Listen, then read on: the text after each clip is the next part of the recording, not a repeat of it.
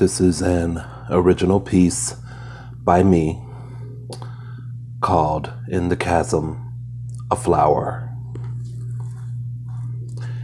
In a womb of alienation, a distance is birthed, a distance between bliss and chaos that stretches infinite.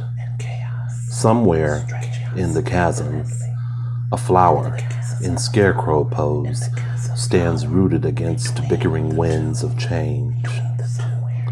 Droned vision stills the madness slipping into daydreams like a silkened gown, the caress of which acts as both pleasure and protection.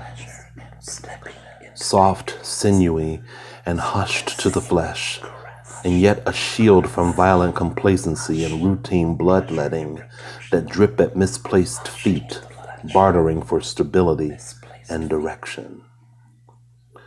So hollow and welcoming, the air, at times, it invites unease to its orifice. Libertine jabs of thrusting fear and pounding intolerance milk seeds of discontent onto the skin of civility.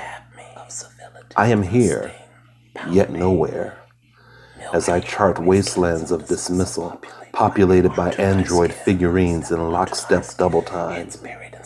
Heads buried in circuitry that freeze faces where smiles used to hang.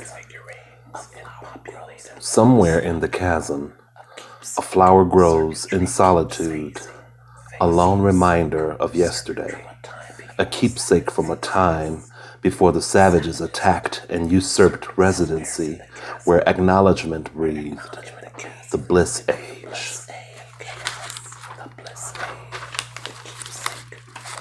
Ah yes, the age of adornment, once worn like jewels on pleading skin, an age of nurturing villages that raised me through the shape-shifting voices of earth mothers, the landmarks of familiarity that stood tall and swayed gently like gods with newborns at their bosoms, a space where care resided unmoved and stagnant.